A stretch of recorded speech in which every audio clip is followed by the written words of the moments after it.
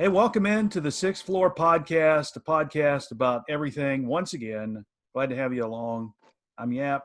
There's Breeze in the upper left and Sags in the lower right, and Bang Bang because I'm getting tired of saying it. yeah, so. it's not funny anymore.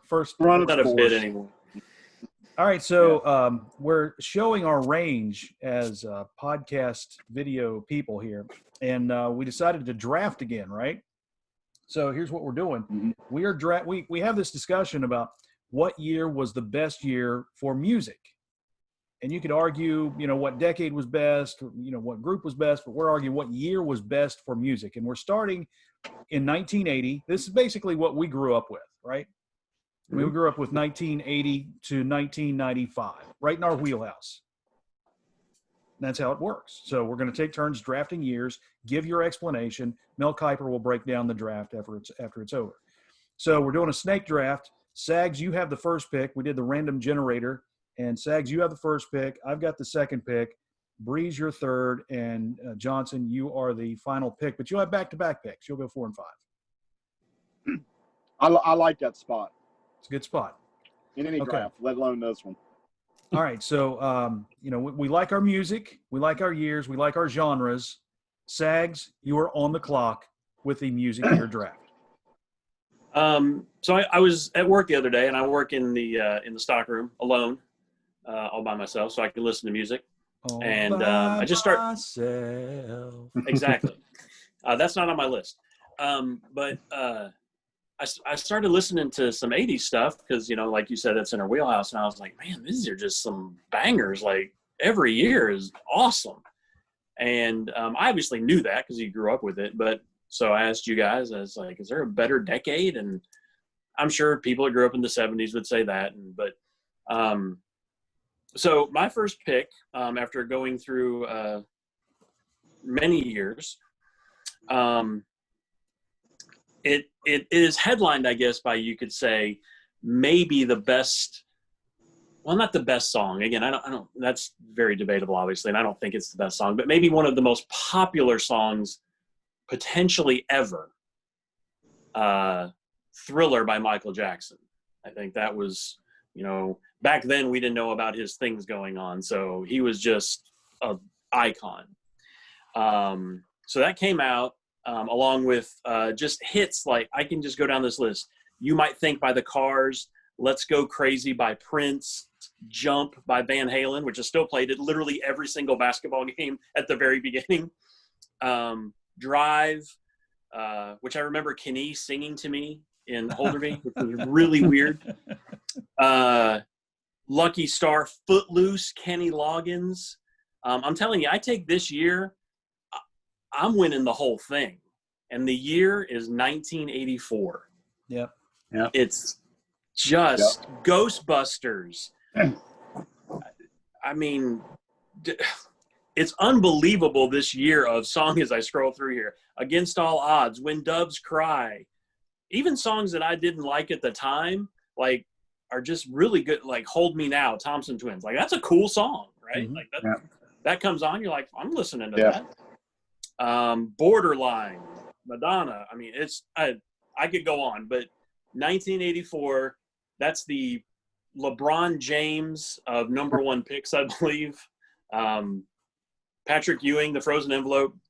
I don't think I could go wrong with 1984. So that's my number one pick. Yeah, that's a great selection. I had that at number one too. That had to be the number one pick. It's 1984. So that was my number two. Think about not only those songs, Sags. I mean, you had so many great soundtracks from that year.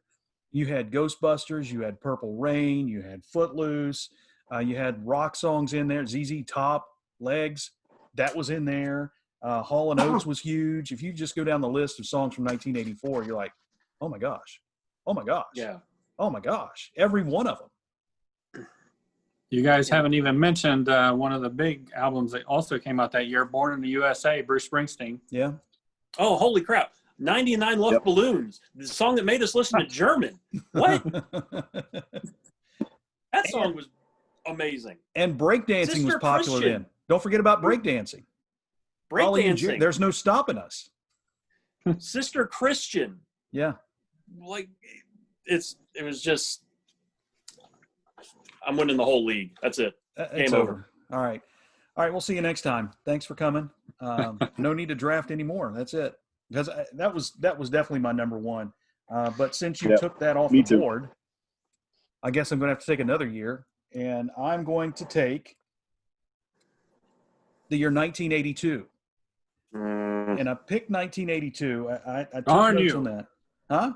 Was that your Darn number you. one? No. Okay. Let's shut up.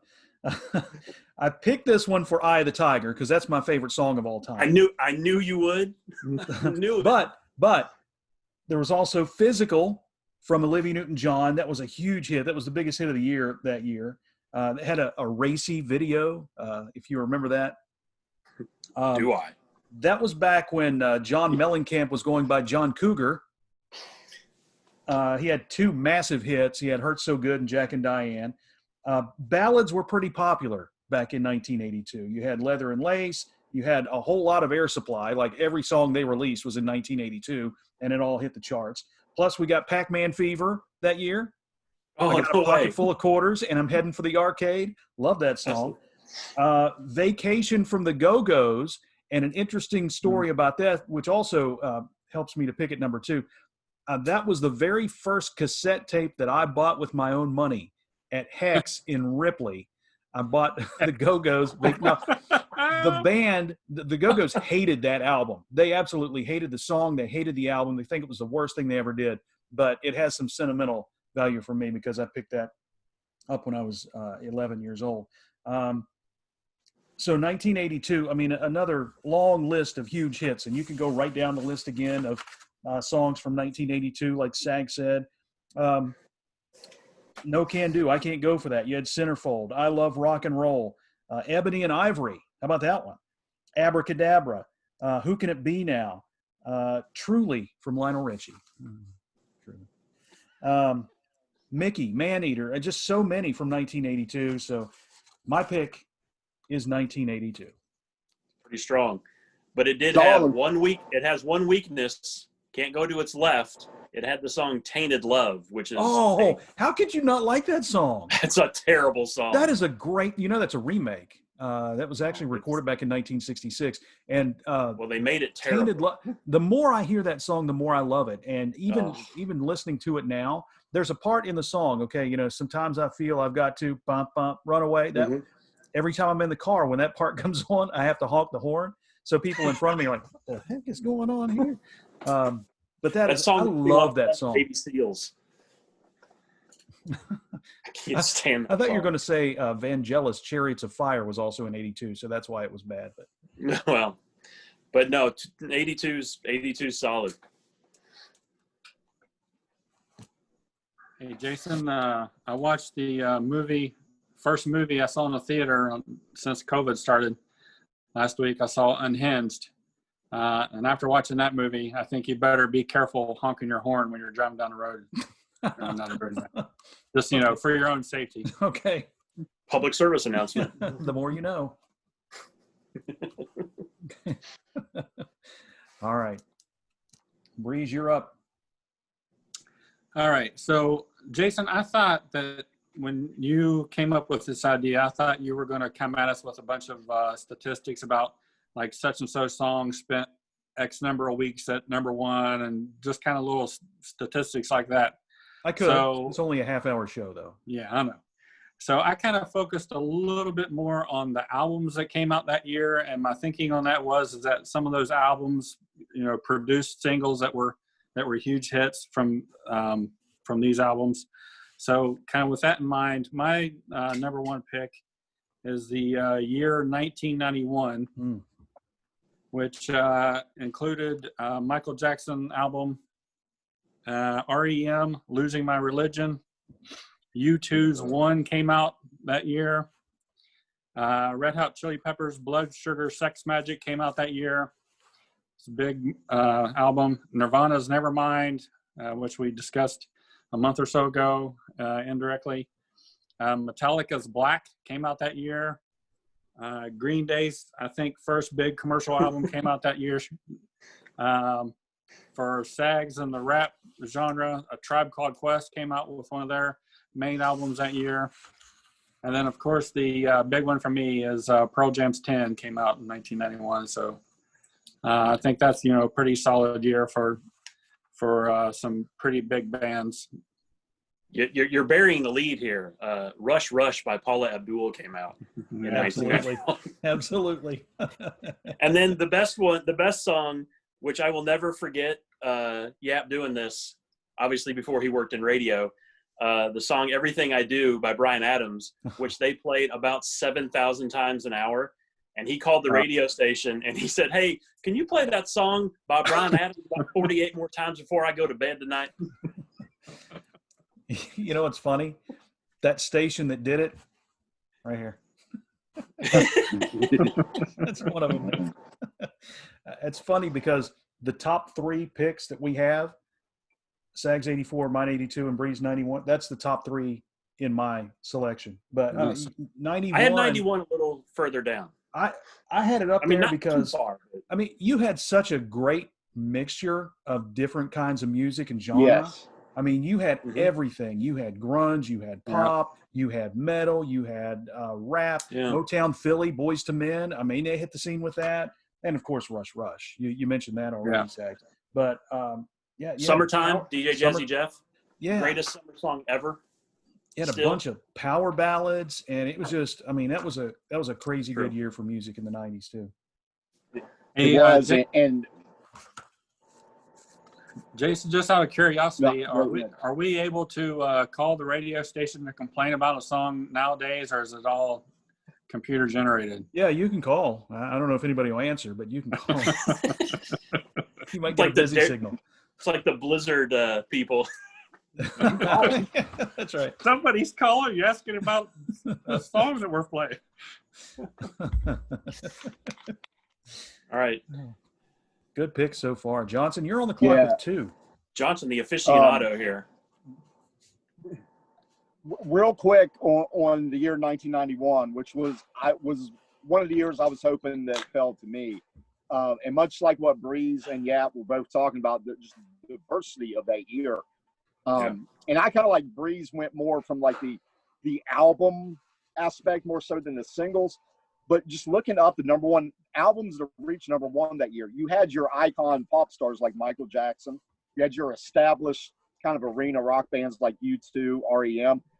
I found it interesting also in 1991, Skid Row had the first album that could be classified as metal to debut at number 1.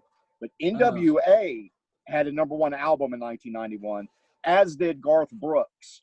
So when you talk about metal, rap, and country hitting the mainstream enough to have number 1 albums, I think it's just a good sign of how diverse music was. That's a good pick. Yeah. Promise of a New Day was a number 1 single that year, by the way. It was a good video. It was a good video, too. Great video. I know me and Sax watched that video a lot. Johnson would yell down the hall, "It's on!" What was that Garth Brooks song that came out? It may have been 91, but they played it like 800 times every day. That would be Low Places. Yeah. Friends in Low Places. Yeah. Corso. Oh my Where's God, Corso? I know. I hated that song so bad. Oh, God, I hated that song.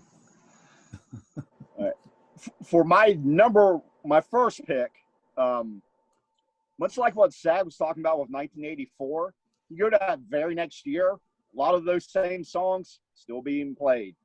So I'm going to go with 1985 because you still got Thriller hanging around. You've got Purple Rain. You got Like a Virgin by Madonna hit number 1. You got No Jacket Required by Phil Collins go number 1. Reckless by Bryan Adams. There's some huge songs off that. Heaven. I was never a huge Dire Straits fan, but Brothers in Arms went number 1 that year. Money for Nothing was all over the radio and MTV in 85. Yeah. Mm-hmm. And how about a little record called, that came out in 1985 called We Are the World? Yeah. So Weird Al also came the year 1985. Weird Al also came out with an album that year, Johnson. Well, there you go. Which one was that? Was that Dare to Be Stupid? That was before then. Yeah, I can't remember. I didn't write down the album on that one. Phil Collins' No Jacket Required was a huge album. I think came out that year as well. So good. Yes. I had that cassette. Yep. I still have that cassette. Nice. I just bought that on vinyl. Ooh. How about that? 8-track. All right. All right. For my swing pick, I'm going to go with 1988.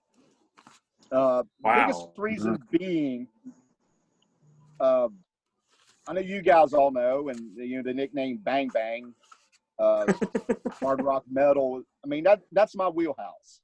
I feel like as I've gotten older, my tastes have expanded, but I still always come back to those iconic hard rock metal albums. And that year,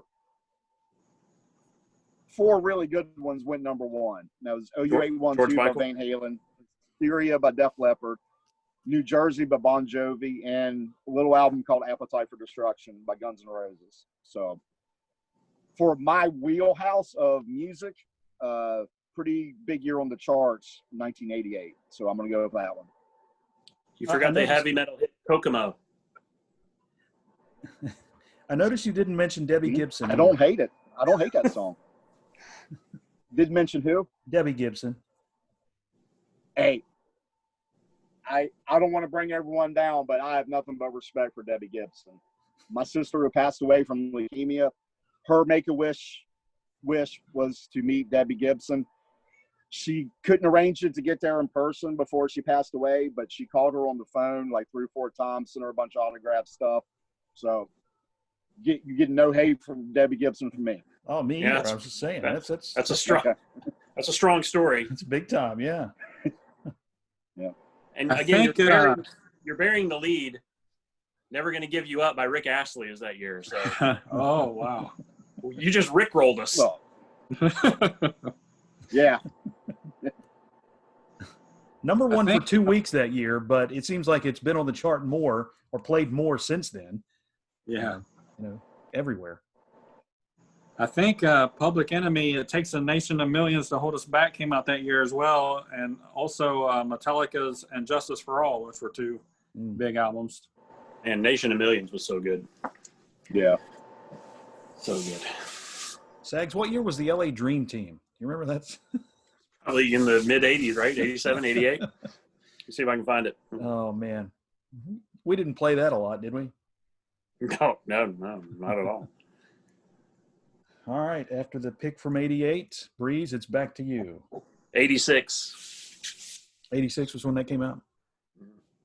Rudy and Snake.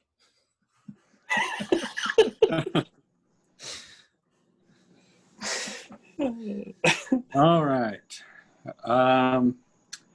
It's kind of weird how this worked out for me, but when I was going through all the years and trying to put them in an order that I was going to go with, I kind of hated to do this, but I just couldn't find a reason not to. So with my second pick, which was my 3rd ranked year personally out of my list, the following year after my first pick, 1991, with 1992 is this pick. Stone Temple Pilots came out with their first huge album, Core.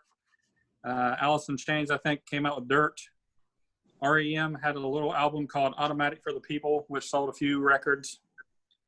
Dr. Dre's Chronic came out that year, which that sold a few copies as well. Neil Young came out with Harvest Moon, and then Rage Against the Machine had their first LP.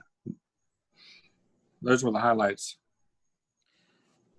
Yeah, that year didn't have a lot of number 1 singles, oddly enough. I think there were only 12 songs that went to number 1 in that year, because you had 2 songs that were massive and they stayed number 1 forever. And Boyz II Men and Whitney Houston took care of that with Into the Road and I Will Always Love You. But yeah, pretty solid year there. Achy Breaky Heart. Oh, well, I take back what I said. That song was everywhere, though. I know it was. People that loved it, loved it, and people that hated it, hated it. Yeah. Yeah, but think about that song though, and him. Like, if that song hadn't exploded, would Miley Cyrus be a thing today? It's the butterfly effect. Yeah, I mean, that's just an interesting question to maybe ponder. Yeah. Baby got back. He doesn't mean now, yeah. He doesn't Ice mean Cube. now. Oh, I'm sorry. It's my pick, right? Okay. Ice Cube also had #1 album in '92. All right, for my next pick, it's interesting. Bree stayed in the 90s with both of those, with his first two picks, 91, 92. But again, that all, that's what you grew up with. You remember those songs from those years. I'm going to go with 1987 for my second pick. Good year. 1987, you had U2, With or Without You, Still Haven't Found What I'm Looking For, Where the Streets Have No Name. All those were chart toppers. You had Def Leppard, Pour Some Sugar on Me, Love Bites, Hysteria, Armageddon It. You had huge hits from LL Cool J, I Need Love, and going back to Cali. Great stuff there. Guns N' Roses was huge still. We were still getting rickrolled that year too. And again, you go down the list of songs there in 1987 and you see just a lot of great songs. You Keep Me Hanging On, Alone from Heart, Shakedown from Bob Seger, which that's my personal favorite song from Bob Seger. A lot of people don't like that, but I love that. Madonna was still big. Michael Jackson still had hits. You had Tiffany. Don't forget Tiffany. NKOTB. Yes. You don't have to spell anything for me, pal. And a song really that it was released earlier, I think 1982, something like that, but it didn't do anything. And it was released later in 1987 because of the TV show Family Ties, if y'all remember that. It was At This Moment from Billy Vera and the Beaters. Do you guys remember that song? Mm-hmm. Okay. Just a tremendous song, and it recharted because of that, and good stuff. So I'm sticking with 1987 for my second pick. Did you have anything on Bon Jovi in there for that year? Because I think Slippery When Wet may have came out that year. That was a big It did. Yeah, it went #1. It went #1 in '87. Yeah. Yeah. And the Breakfast Club soundtrack came out that year too, I think. Oh, great movie. Good soundtrack. Good soundtrack right there. You mess with a bull, you get the horns. Love that movie. It's an imperfect world, sir. Screws fall out. My pick. Yeah. My pick. So I was lucky because I get to snake it, right? Yeah. Yep. So my next two picks, they were actually my fourth and fifth, so that'll work out. First pick is 1990. We were all crazy kids back then. Escapade. We Didn't Start the Fire. Love Escapade. You Can't Touch This. That was gigantic. Ice Ice Baby. Sure, it's silly now, but the song was banging back then. It was massive. Yep. Vision of Love. That was Mariah Carey's debut album, I believe. I'm just saying. Warrant, Cherry Pie. Yeah. Bobby Brown did not age, but you know what I'm saying. And maybe one of there was the Humpty Dance, which was great, introduced us to Tupac. A lot of people didn't know Tupac was in Digital Underground, but he was. And then one of the best ones that you just had to like, everybody did, even people that didn't like hip hop, Biz Markie, Just a Friend. Oh, yes. Whenever he hits that solo, with the piano and he just starts singing a cappella, it's just magic. That's it. Got what I need. 10 minutes left, by the way. Okay. So my next one is 1983. So went back to, let me pull it up here. 1983 hits, All Night Long, Africa, 1999 by Prince. Beat It, Michael Jackson. Come On Eileen, Billie Jean by Michael Jackson, Little Red Corvette by Prince. One of my sons, who's 10 years old, favorite songs right now, Mr. Roboto. Hungry Like the Wolf. Again, just all Man Eater. Just, again, you can go. Police were all over 1983. Too. Oh, yeah. Yeah. Every Breath You Take. So, those were my two.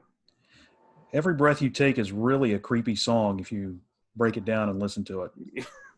A lot of songs are, actually. Yeah, I know.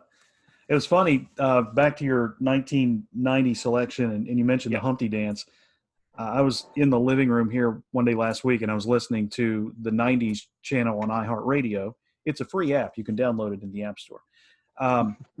That song came on, and I just went off. I hit it all, man. I was rapping that thing. It was unbelievable. My kids were looking at me like, what in the world is wrong? You never forget it. Yeah. Stop what you're doing. I'm about to ruin the image and the style that you're used to. That's awesome. All right. So we have, golly, we only have like 6 minutes. Is that right? 8 minutes. 8 minutes left. So with that, I'm going to go to my next pick, and I'm going to go to the year that I graduated high school, way back in 1989. 1989 gave us Bobby Brown. 1989 gave us Paula Abdul with Straight Up. This was before she was a crazy American Idol judge. Debbie Gibson was on there. You had the Fine Young Cannibals. Madonna still had hits. Bon Jovi was still on the chart. New Kids on the Block. I wasn't a real big fan of New Kids on the Block, but they were still big there. And Milli Vanilli, who later, of course, we know what happened with Milli Vanilli. I still have a Milli Vanilli cassette tape on my desk at work. I actually received a letter in the mail at one time about a class action lawsuit against a band. If you bought this cassette tape, you are entitled to, 4 cents or something like that. But Milli Vanilli was there. Richard Marx, man, Richard Marx, after he underrated. Yeah, exactly. Definitely he was underrated. Huge in the 80s. He came to Ashland, Kentucky and did a show at the Paramount Arts Center. And I went, and we were right in the front for this show. And I thought, he's probably washed up. Who knows? He blew it up, man, just like he was in the 80s. Now his hair was shorter. He didn't have the mullet. But he was tremendous. And you guys are right, man. He was really underrated there. Billy Joel still had some hits. He had that We Didn't Start the Fire, which was mentioned in 90, but it was 89 and then into 90. So you had a lot of great hits there in 1989. So that's my pick. Janet Jackson, Miss You Much, another good one. Dr. Feelgood by Motley Crue went number one that year too. Good list. Back to Breeze. All right. See, with my next pick, I'm going to go with 1981. Man, you just went. Yeah. So Duran Duran was still hot. Foreigner. Billy Joel had Songs in the Attic. Hall & Oates, Private Eyes, Police. Rush had an album that year. The Cars, Philly, I was missing them before, but the Cars were still hot in 81. I think Shake It Up came out that year. AC/DC had For Those About to Rock came out, which was a big one for them. Rush had a Moving Pictures came out.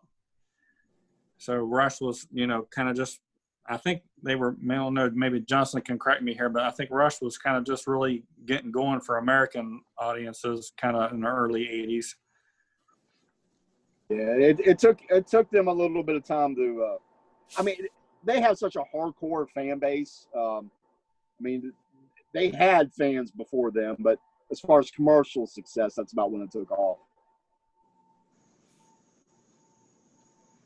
You also had 9 to 5 from Dolly Parton that year. That's strong. Good song. Good song.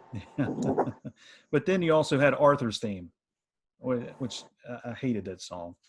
I like that song. Really? Yeah. If you get caught between the moon and New York City, buddy. Yeah, I don't know. Wasn't that in an episode of Seinfeld? Can't remember. Yeah. No. All right. To me for the final pick. Yeah, we've got 4 minutes left.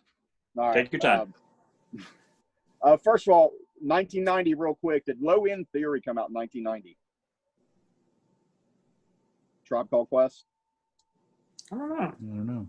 I just Was made me that- think of 90 because that's my favorite hip hop album of all time. I'll look it up. Go ahead. 1986. My wheelhouse style of music. That's when it kind of really started taking off. Bon Jovi really emerged. That year was Slippery When Wet. Van Halen, with their new singer Sammy Hagar, had their first of 3 straight #1 albums, 5150.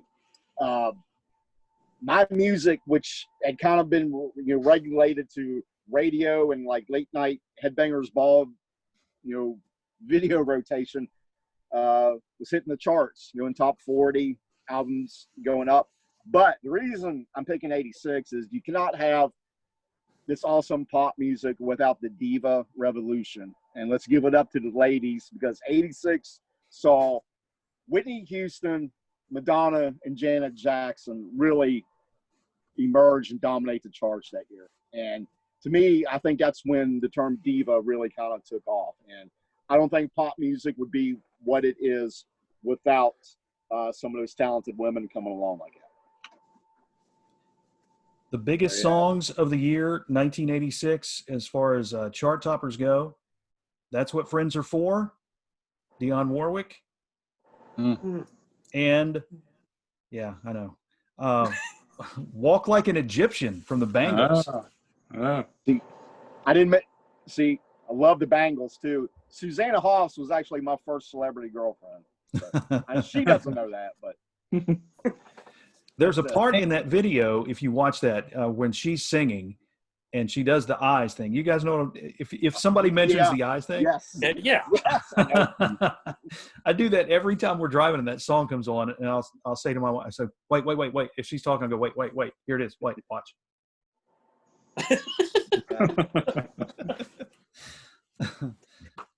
That's a good pick. And then your wife rolls her eyes. Yes. Yeah. 91 was Low End Theory, Johnson. 91, okay. And then Midnight Marauders was 93. And the LA Dream Team again was 1986. 86. I think Journey's guys look Raised that up. on. I think Journey's Raised on Radio came out in '86 too. That was pretty big. Yeah. Yeah. Not as big as Escape in 81, though. Your last pick. Hey, Johnson, I think also in '86, Metallica Master of Puppets came out, I think, that year. I was thinking it was 85, but you might be right. But I was never a Metallica fan until I got older.